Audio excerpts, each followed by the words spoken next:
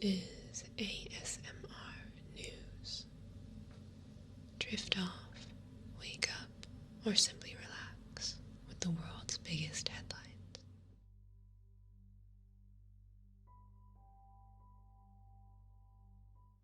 An explosion in Beirut's shipping district has killed at least 137 and injured nearly 5,000, with dozens still missing. The blast originated in a warehouse where ammonium nitrate had been stored for 6 years without precautions. The city's governor, Marwan Aboud, said the damage is estimated at $3 billion and extended across half the city, leaving up to 300,000 homeless. The blast also destroyed silos that contained 85% of the country's grain. The fertilizer arrived in a Russian ship in 2013, originally bound for Mozambique, but stopped in Lebanon due to financial difficulties and never left. Reportedly, customs authorities repeatedly asked port authorities to re-export the goods for safety reasons, without response. Lebanese Prime Minister Hassan Diab said, "It is unacceptable that a shipment of ammonium nitrate, estimated at 2,750 tons, has been present for 6 years in a warehouse without taking preventive measures that endanger the safety of citizens."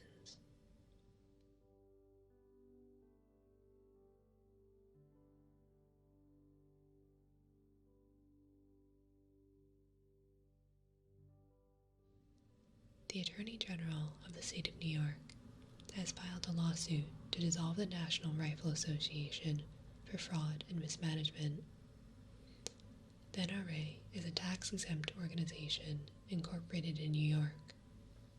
In the suit, Letitia James alleges that 4 NRA executives, including Executive Vice President Wayne LaPierre, who serves as the chief executive, diverted millions of dollars of contributions to their personal use, contributing to a loss of $64 million in 3 years. One example of the alleged misconduct cited in the suit is that LaPierre visited the Bahamas 8 times in a private jet, using funds intended for the NRA at a cost of over $500,000.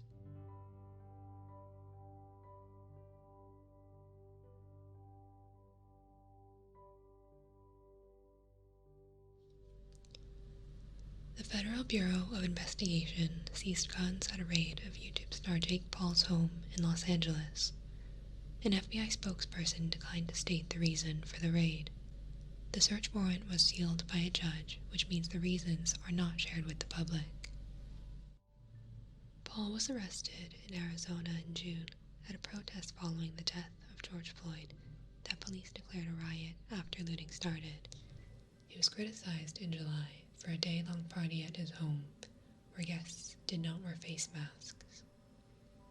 He currently has over 20 million YouTube subscribers, and his net worth is estimated at 19 million.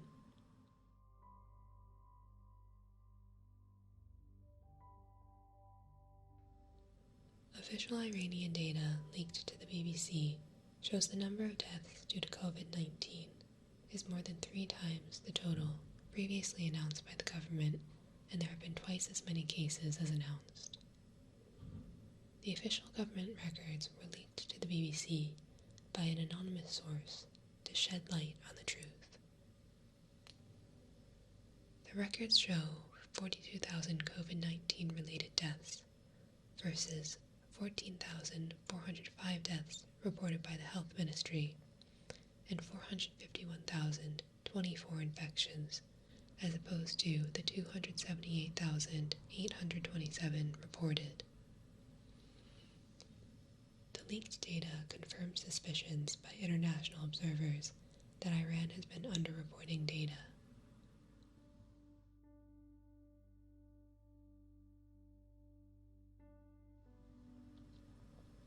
As many as 69 Norwegian coastal towns may have been exposed to COVID-19 by passengers and crew debarking from a cruise ship. The Hurtigruten cruise line halted plans for cruises and apologized after an outbreak on one of its ships. Currently, 36 crew and 5 passengers have tested positive, and 4 people have been hospitalized. While most cruise companies had completely suspended service, Hurtigruten began operating cruises again in June as the outbreak diminished in Europe. Hurtigruten CEO Daniel Skjeldam said, "A preliminary evaluation shows that there has been a failure in several of our internal procedures. We have made mistakes. On behalf of all of us in Hurtigruten, I am sorry for what has happened. We take full responsibility." Norwegian officials have initiated contact tracing and have also responded by banning entry at ports for ships carrying more than 100 passengers.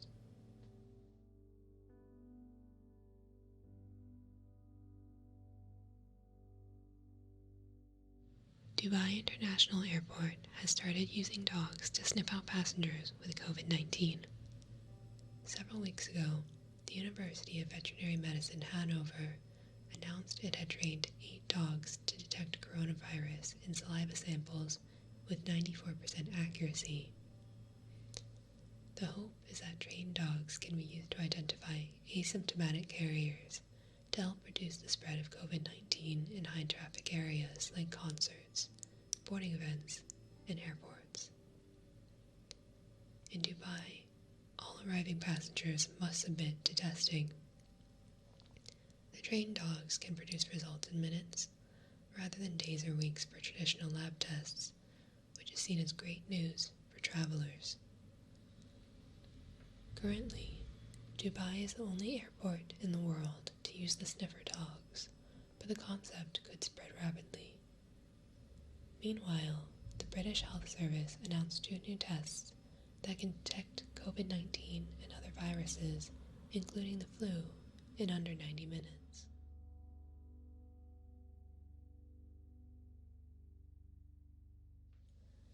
Elsewhere in the world of dogs, Max, a German Shepherd police dog, found a mother and her 1-year-old child in Wales on his first day on the job. The Welsh woman had been missing for 2 days and her phone was not working. Both mother and child were safe, though cold. Max, a general-purpose police dog, had been in training since February. His primary job is to track and locate people, trace discarded property, and detain suspects.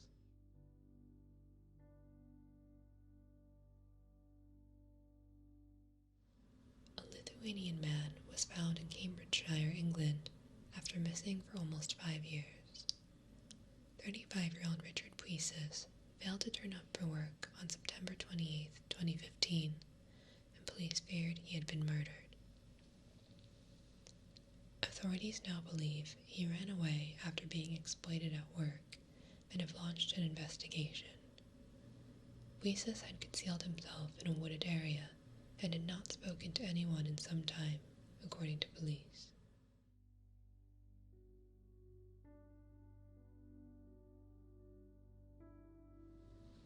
Poor Deborah Birx. First, Birx lost the support of Speaker of the House, Nancy Pelosi, who said statements by the White House Coronavirus Responder Coordinator seemed to minimize the COVID-19 threat and enable President Trump's rosy view of the pandemic. Then, the president criticized Dr. Birx in a tweet after she warned on Sunday the pandemic was extraordinarily widespread in the U.S., calling her pathetic. Sometimes you just can't win.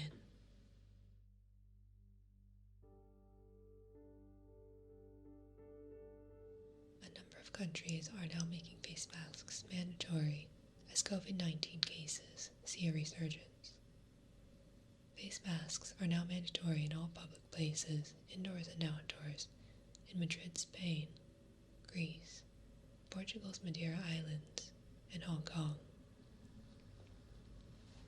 While there is now widespread medical opinion that face masks slow the spread of coronavirus, the new measures contradict beliefs that spreading is more likely indoors than outdoors. researchers have reported that communities who have mandated use of masks in public places have seen steady declines in new cases, but it takes about 3 weeks. Governments are now implementing stricter measures to help make the wearing of masks a cultural norm.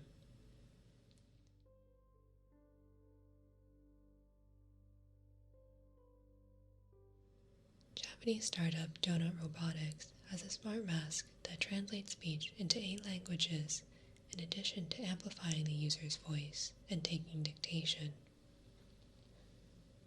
Because it has cutouts on the front of the mask, it doesn't offer protection against COVID-19.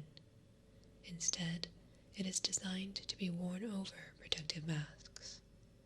It contains a microphone which uses Bluetooth to connect to smartphones and can translate between Japanese and Chinese, Korean, Vietnamese, Indonesian, English, Spanish, and French. The first masks are expected to be available for purchase by the end of the year at an estimated price of $40 to $50 with an extra subscription for the associated app.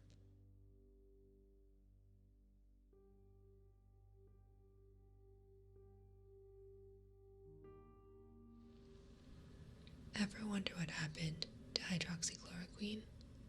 Turns out a lot of it is sitting in storage in Sao Paulo, Brazil, one of the few countries that still recommends the drug to treat COVID-19, despite numerous clinical trials which have shown it to be ineffective. The Trump administration shipped 2 million doses to Brazil at the end of May, but because the pills were shipped in 400 milligram doses, they have to be broken down into smaller doses before being used for treatment. In addition, Brazil already had ample supply, which it uses to treat malaria, one of its approved uses. Brazil also increased production of the drug and offered more from India. But now, many Brazilian doctors have stopped prescribing the drug based on scientific evidence.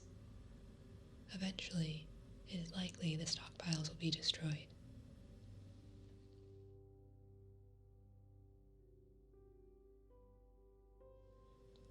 With the appointment of Linda Rindle as chief executive of Clorox, there are now 38 women CEOs among the Fortune 500 companies, an all-time record.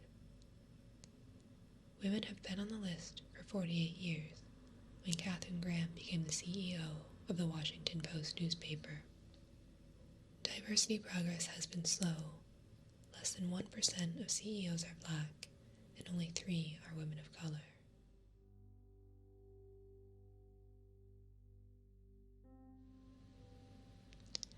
Peru announced it would allow qualified foreign doctors and nurses to join the country's healthcare system without having to validate their certifications. The announcement will largely affect Venezuelan healthcare workers who have fled their country in recent years. Peru currently has over 400,000 confirmed COVID-19 cases, and its healthcare system has been struggling to meet the needs of infected patients.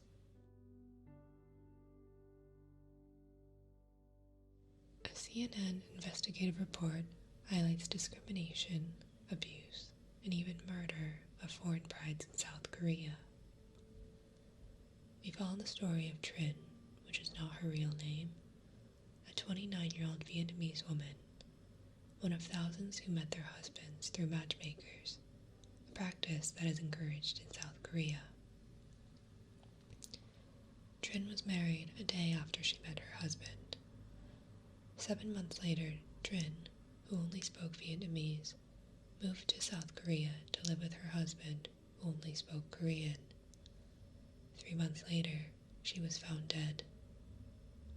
According to court documents, the couple argued frequently about lifestyle and financial issues. One night, after a disagreement, Trinh told her husband she was leaving. He tried to stop her, and she grabbed a knife and stabbed him in the leg. He then grabbed the knife, stabbed her 10 times in the chest, killing her. He wrapped her body in plastic and drove to an orchard 200 kilometers, or 124 miles away, and buried her. The husband was arrested and sentenced to 15 years in prison. Brides come to Korea hoping for a better life, often sending money to their relatives at home. Under South Korean law, immigrant wives are almost totally dependent on the goodwill of their husbands, who initially must sponsor the bride's visas. The visas must be renewed every 3 years, and if the couple divorces, the bride must return to her country. Unfortunately, this creates a marriage imbalance of power, and a recent survey showed that 40% of immigrant wives suffered abuse.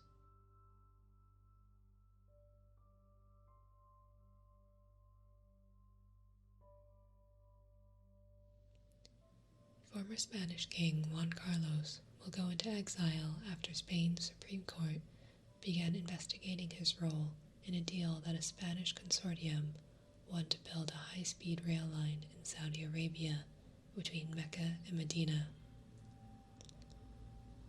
His son and current king, Felipe, stripped Juan Carlos of his annual stipend and renounced his inheritance from his father in March, when the allegations first became public. The 82-year-old former king had reigned for 40 years and is credited with playing a critical role in Spain's return to democracy following the death of Francisco Franco in 1975, and in particular resisting an attempted military coup in 1981. However, his reputation suffered in later years when details about his financial transactions and private life became public, and he abdicated 6 years ago in favor of his son. The latest unconfirmed rumor puts the former king in the Dominican Republic.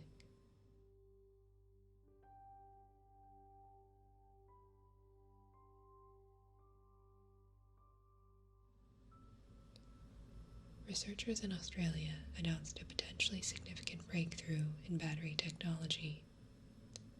If successful, the new lithium-sulfur technology could power a cell phone for 5 days, or an electric car for over 1,000 kilometers, or 600 miles. While lithium-sulfur technology has been attractive because of higher energy density and ability to power objects for longer, they have a shorter lifespan than lithium-ion batteries.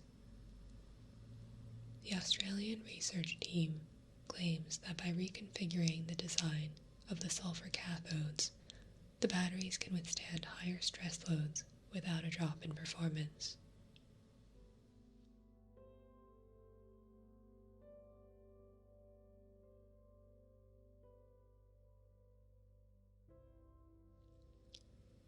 The Boeing 737 MAX is inching closer to recertification. The United States Federal Aviation Administration, which oversees airline safety in the U.S. and influences safety in the rest of the world, announced on Monday 4 requirements before the 737 MAX can fly again. These include updated flight control software, revised display processing software to generate alerts, revisions to flight crew operating procedures, and changes in the routing of wire bundles. Once Boeing makes the changes, the 737 MAX could fly again later this year. Following crashes in Ethiopia in 2018 and Malaysia in 2019, in which a total of 346 people were killed, the FAA grounded the 737 MAX. As a result, airlines have canceled over 800 orders for the airplane, though there are still over 3,500 on order.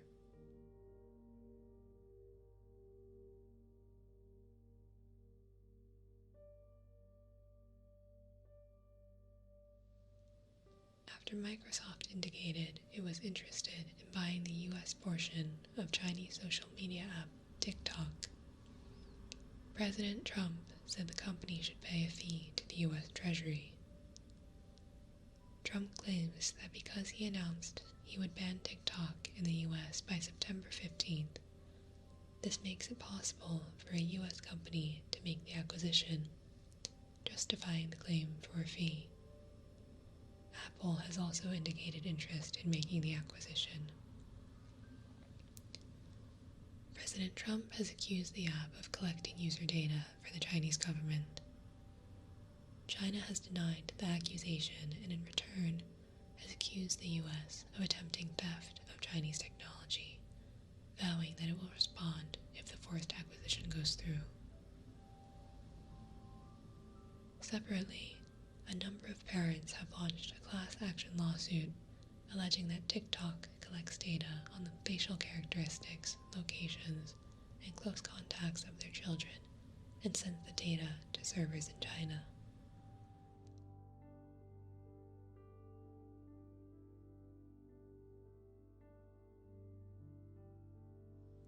The European Commission has launched an investigation into the proposed acquisition of Fitbit by Google.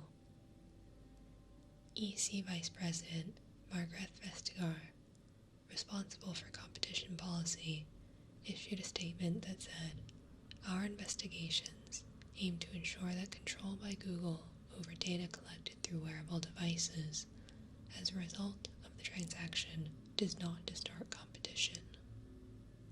The EC is expected to issue a verdict in early December. Mexican police arrested Jose Antonio Yepes Ortiz, the leader of the Santa Rosa de Lima cartel, in an attempt to stem the spread of violence, which has resulted in an average of 10 homicides a day in central Mexico. It is not clear, however, how much effect the arrest will have.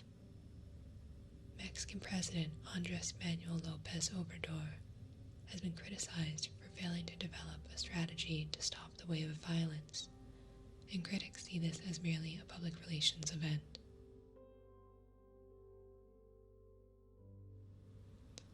In other gang-related news, a 12-year-old girl was killed by a stray bullet in a drive-by shooting near Stockholm, Sweden. While not confirmed, reports indicate the gunmen were targeting members of a rival gang. Sweden has recently seen an increase in violent gang-related crime, and public outrage at the shooting is increasing pressure on officials to take action to stem the violence.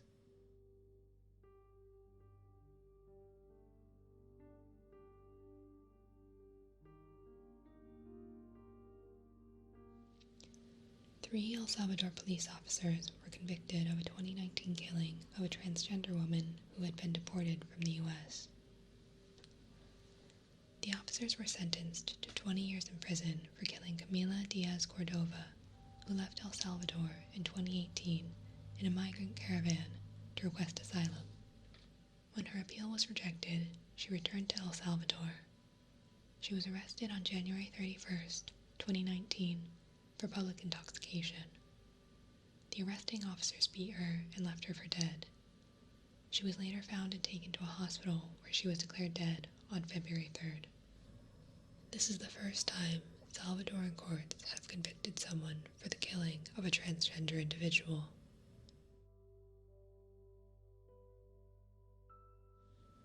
A Boko Haram attack in Cameroon has killed 15 and wounded 5. Militants from Nigeria crossed the border into northern Cameroon and launched the attack on a camp for internally displaced people early Sunday morning. This is the second in the region this year. 7 people were killed in a suicide bombing in April.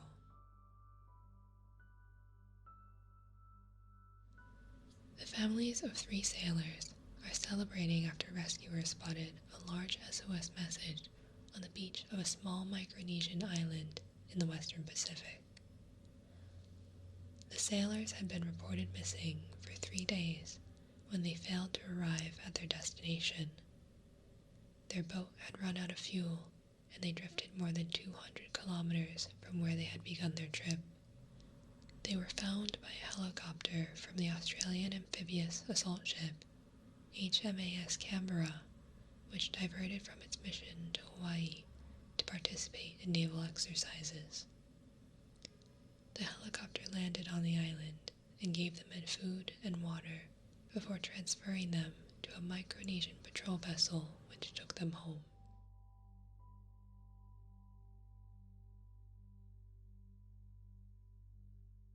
In a twist of the law of unintended consequences, efforts to save the giant panda from extinction have resulted in the disappearance of several other species from protected habitats in China. Leopards, snow leopards, wolves, and Asian wild dogs are all needed to check the populations of wild herbivores who can devastate ecosystems, including those of the giant panda through overgrazing. Unfortunately, predators have virtually disappeared from the protected giant panda habitats due to poaching and the lack of prey. Researchers are now rethinking their one-species approach in favor of a more holistic multi-species strategy.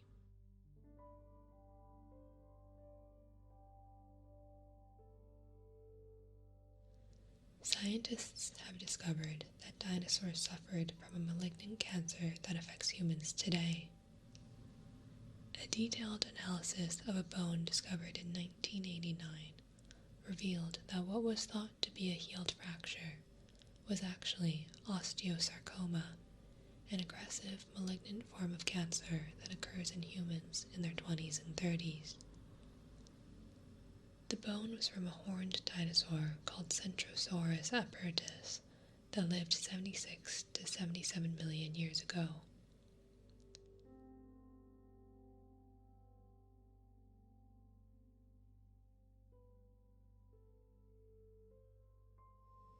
A small Tanzanian miner has struck it big for the third time in 2 months. Saninyu Lizar sold a 6.3 kilogram, 14-pound Tanzanite stone for $2 million after selling 2 other stones for $3.4 million in June. Tanzanite is one of the rarest gemstones on Earth and is prized for its use in jewelry due to its green, red, purple, and blue colors. Lizar said he would use the proceeds to build a school and a health facility in his community.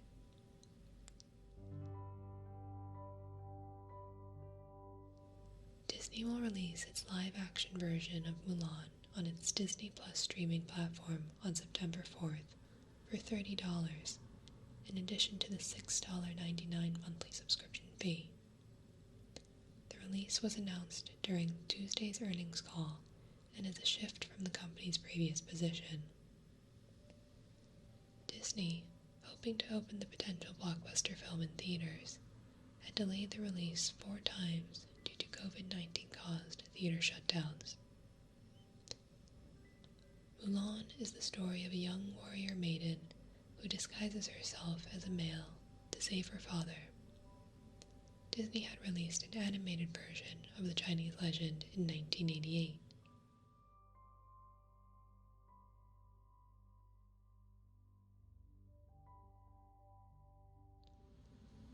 Nominations for the year's Dumbest Criminals Award are now open. First up on this year's list is Casey William Kelly, who tried to buy a Porsche in Florida with a $140,000 check he printed on his home computer. Then, rather than disappearing, he was arrested a day later when he tried to buy expensive watches at a jewelry store using more home-printed checks and was charged with Grand Theft Auto and using false banknotes. While not up for the Dumbest Criminals Award, the car dealership may be up for a Best Supporting Award for allowing Kelly to take the car before verifying the check. The jewelry store, on the other hand, held on to the watches while waiting for the checks to clear. Also up for nomination are 3 men who were arrested for breaking into an empty sports store in Connecticut. We will update this story with new nominations as they occur.